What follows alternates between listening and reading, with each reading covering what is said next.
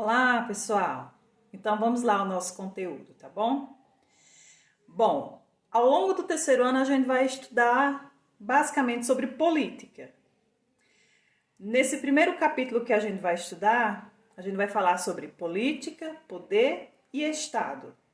Na nossa aula de hoje, eu vou tratar sobre política e poder. A gente vai parar por aqui.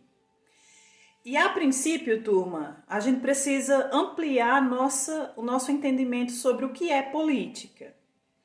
Para o senso comum, a política ela vai ser traduzida por aquela que a gente conhece nos períodos eleitorais. Nos lembra bastante campanhas eleitorais, candidatos fazendo campanha, querendo votos. E, via de regra, o pensamento geral do senso comum associa muito política à politicagem, à corrupção. O nosso sentimento em relação à política, de maneira geral na população, se percebe um sentimento de frustração em relação a isso. Só que aqui a gente vai ter um espaço para ampliar um pouquinho mais o nosso entendimento sobre política, certo? Então a gente vai realizar um esforço de ampliar os nossos horizontes. Então, a política a gente vai entender como algo que é inerente ao ser humano. Toda pessoa, ela é um ser político. Como já dizia o filósofo Aristóteles, toda pessoa é um animal político. Político falando da política na sua essência, certo? Tal qual ela deve ser, não como ela é praticada. Então, quando a gente fala em política, turma, no seu sentido nato, na sua essência, a gente está falando sobre uma característica do ser humano. A característica de se relacionar com as outras pessoas e a característica de buscar pelos seus interesses. Dentro da nossa própria casa, na nossa própria família, a gente realiza política ao dialogar com os nossos familiares, os nossos pais, irmãos e tentar conseguir o que você quer, realizando estratégias para isso. Como nós, seres humanos, vivemos em sociedade, então a política ela se torna necessária, porque nesse convívio social é que as pessoas elas vão criar regras de convivência. E elas fazem isso através da política, certo?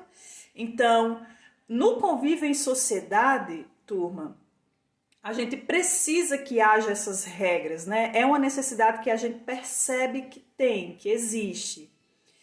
E quem cria essas regras de como deve ser a conduta social são os políticos, através da política, tá bom? Então, a gente vai falar na política nesse sentido, tá bom? Nesse sentido mais essencial, mais elementar. E ao longo do capítulo, a gente vai estudar sobre esse assunto se baseando nas pesquisas, no pensamento de Max Weber, na visão dele sobre esse tema. Max Weber, ele vai traduzir política e poder de maneira bem sucinta. Assim, a gente vai resumir, é claro, e ele vai traduzir isso de maneira bem sucinta.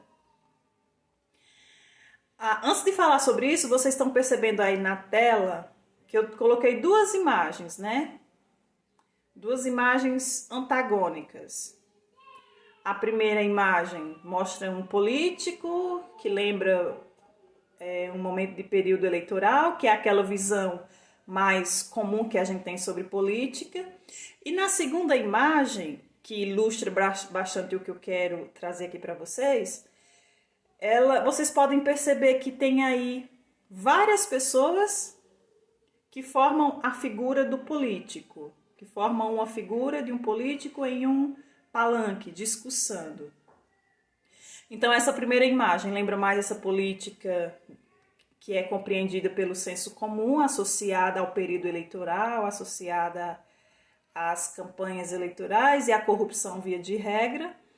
E a segunda imagem, que é o que a gente pretende explorar aqui um pouco mais, que é a visão de que todos nós somos seres políticos e que a gente pratica política no nosso dia a dia e que a política, turma, ela se torna essencial no convívio em sociedade, quando a gente vive em grupo, tá bom? Então vamos lá. Vejam essa imagem, a foto do sociólogo que a gente vai usar como referência e a citação dele. Olha que interessante o que ele diz. Há duas maneiras de fazer política. Ou se vive para a política ou se vive da política. Nessa oposição não há nada de exclusivo. Muito ao contrário, em geral se fazem uma e outra coisa ao mesmo tempo, tanto idealmente quanto na prática. Então, aquilo que a gente comentou, né, que nós somos seres políticos. Então, ele coloca aí essas duas situações, ou se vive para a política, ou seja, ou você é um profissional da política e vive para isso, ou você vive da política como consequência das ações dos políticos que eles realizam. As leis que eles aprovam, que a gente vai ter que obedecer, as regras e programas governamentais que eles criam, que a gente também vai se submeter. Então, nesse sentido, né, de que a política ela é mais abrangente, certo? E de maneira bem sucinta, traduzindo o conceito dele de política, é a luta por participar do poder. Luta pelo poder. Falando sobre esse assunto, turma, eu até trouxe como ilustração essa imagem que é a capa de uma série que talvez vocês já tenham assistido ou tenham ouvido falar, House of Cards. Eu até comecei a assistir essa série, mas não terminei. É bem interessante porque essa série ela vai mostrar os bastidores da política americana. E ele mostra bem essa luta pelo poder. E esse personagem aí que vocês estão vendo na capa é o protagonista. E ele vai realizar ações bem reprovadas pela nossa sociedade em busca do poder. Ele começa como um deputado e ele chega à vice-presidência, pelo menos até onde eu assisti. Ele chega até a vice-presidência usando de meios ilícitos, mas essa série ilustra bem essa luta pelo poder. Então é até uma dica interessante se vocês quiserem assistir, turma, para não como exemplo de política, mas é mais da politicagem. Mas até mesmo para melhorar a nossa visão de como as coisas acontecem na prática, né? Enfim, fica a sugestão. Então, política é a luta por participar do poder. De maneira bem resumida, Max Weber traduz assim. E, por sua vez, o que seria o poder, turma? Por sua vez, o que seria o poder? Aí, mais uma vez, a gente tem a definição de Max Weber sobre o poder. É a possibilidade de impor sua própria vontade, mesmo que contra a vontade dos outros.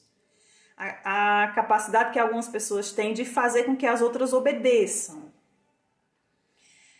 E é bem interessante a gente refletir sobre isso, porque veja bem, a gente tem algumas formas de poder.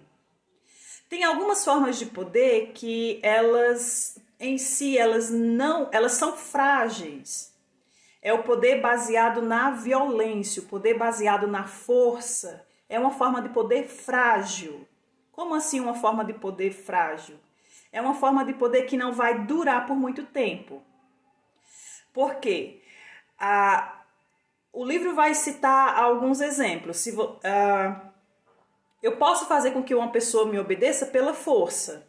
Se eu tiver com uma arma e ameaçar, colocar na cabeça dela, ela vai fazer tudo que eu mandar, porque ela não quer morrer. Só que assim que possível, ela vai tentar se desvencilhar e se libertar da minha dominação, e assim que possível ela vai se voltar contra mim. Então essa forma de poder, ela é frágil, ela não dura por muito tempo. A forma de poder que vai perdurar vai ser aquele que a gente chama de poder legítimo. E essa é uma ideia bastante interessante aqui para a gente trabalhar, turma, a ideia de legitimidade. Quando que um poder é legítimo? O poder é legítimo quando esse poder ele tem a aceitação das pessoas, quando as pessoas elas são convencidas de que devem obedecer. E isso é bem interessante. Então vejam bem, a gente tem algumas formas de poder. Esse poder baseado na força já se comprovou que ele é frágil, ele não dura por muito tempo. Assim que possível as pessoas elas vão tentar se libertar dessa forma de poder. E a forma de poder que vai funcionar vai ser a forma de poder que a gente chama de poder legítimo, quando as pessoas aceitam, quando as pessoas concordam em obedecer, que é o poder legítimo. E aí falando sobre isso, turma, Max Weber ele vai nos mostrar algumas formas de exercer o poder de forma legítima, que ele chama de dominação, que é interessante também. Algumas formas do poder legítimo, que ele vai chamar de dominação. Aí a gente tem algumas formas de dominação, que é quando as pessoas concordam em obedecer. Tem a famosa dominação tradicional, que é conhecida assim, baseada na tradição e nos costumes. Sim, muitas das formas de obediência que a gente pratica é baseado no hábito, no costume, porque sempre foi assim. E é assim que deve ser, e a gente concorda com aquilo. Os nossos pais faziam assim, os nossos avós, nós fazemos assim e a gente concorda que seja assim. Então, a forma de poder tradicional é baseado em costumes, em hábitos, na tradição. E as pessoas concordam em obedecer baseado em uma tradição. Tem a ilustração aí baseado na realeza, né? Aí tem a Rainha Elizabeth, a rainha lá do Reino Unido, Elizabeth, e a tradição britânica que permanece até hoje, de obediência à rainha, certo? Aos decretos da rainha. E durante muito tempo, os impérios, eles se basearam, eles funcionaram sob essa forma de dominação, baseada na tradição, nos costumes, e existe até hoje, não é? Então, essa forma de dominação, as pessoas concordam em obedecer baseado em um costume, em uma tradição, em um hábito, e elas concordam em obedecer. É uma forma de poder que é legítimo.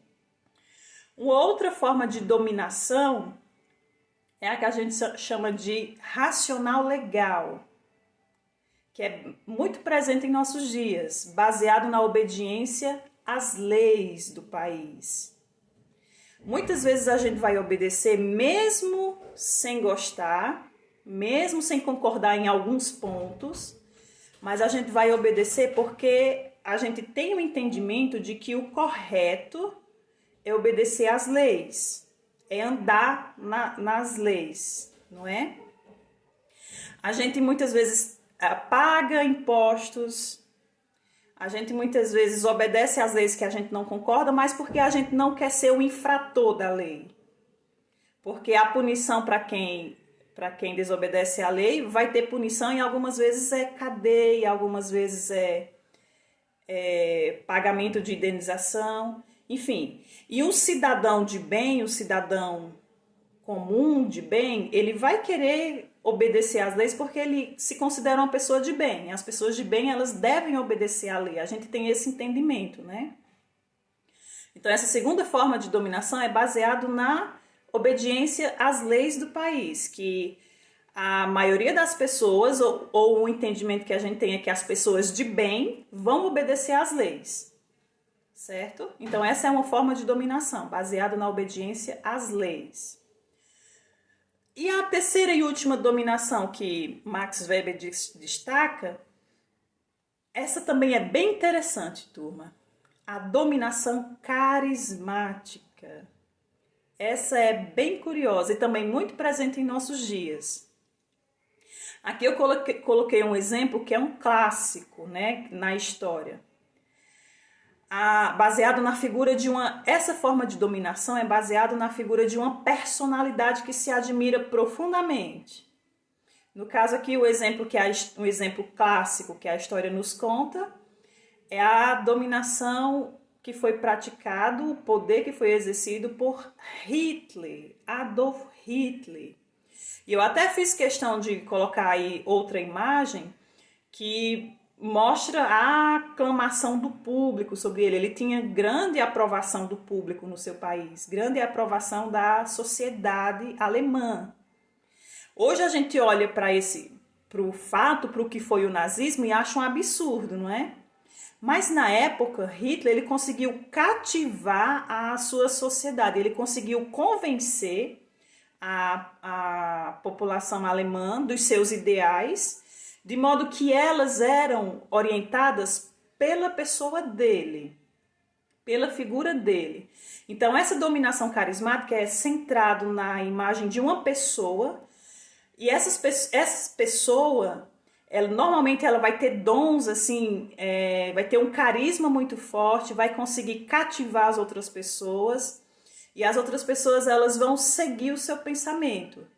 Muitas vezes elas, naquele momento, como é o exemplo do nazismo, naquele momento elas nem tinham noção do que estavam fazendo. Eu já vi vários filmes e documentários sobre o nazismo, e pessoas idosas que vivem até hoje ou viveram até pouco tempo, elas falando que apoiavam Hitler, apoiavam o nazismo, mas elas não tinham consciência daquilo que realmente elas estavam fazendo. Elas se deixaram seguir por aquele líder. E se a gente for olhar para a história, a gente vai ter vários outros exemplos. Em nossos dias mesmo, a gente vai ter vários outros exemplos de dominação carismática, baseada na figura de uma pessoa que se admira, de uma pessoa que consegue cativar a atenção e consegue cativar o respeito das outras pessoas. As outras pessoas elas vão admirar essa pessoa profundamente pela sua forma de falar, pela sua astúcia, pela sua simpatia, enfim. É uma pessoa que vai cativar as outras pessoas e elas vão se deixar orientar por ela. Então a gente vai ter também vários outros exemplos. Aqui eu citei só um. A gente vai ter vários outros exemplos de dominação carismática, tanto ao longo da história como em nossos dias mesmo, não é? Bom, turma, então a gente vai parar por aqui. Nós falamos sobre política e sobre poder. E a atividadezinha que eu vou deixar para vocês, ó, esses 2 pontos que eu vou deixar para vocês, vocês vão anotar no caderno, tá bom? Como o nosso primeiro exercício, vão responder e na próxima aula a gente vai explorar essas 2 questões. E eu conto com a participação de vocês. Primeiro, pesquise sobre os últimos acontecimentos em Mianmar. Em que sentido podemos contextualizar com o conteúdo estudado? Então, vocês vão pesquisar no noticiário e vão ver como é que a gente pode relacionar os acontecimentos de lá com o conteúdo que a gente estudou até aqui. E, por último, para cada um dos tipos de dominação estudados, cite exemplos. Aqui eu citei 1 ou 2. E eu gostaria que vocês explorassem mais exemplos. Mais exemplos da dominação tradicional, mais exemplos da dominação legal e mais exemplos da dominação carismática, tá bom? Então, cada um vai responder no seu caderno e na próxima aula eu vou solicitar a participação da turma. Certo, pessoal? Então é isso, anotem as dúvidas, anotem as observações e na próxima aula a gente se aprofunda um pouquinho mais. Tchau, tchau, fiquem com Deus.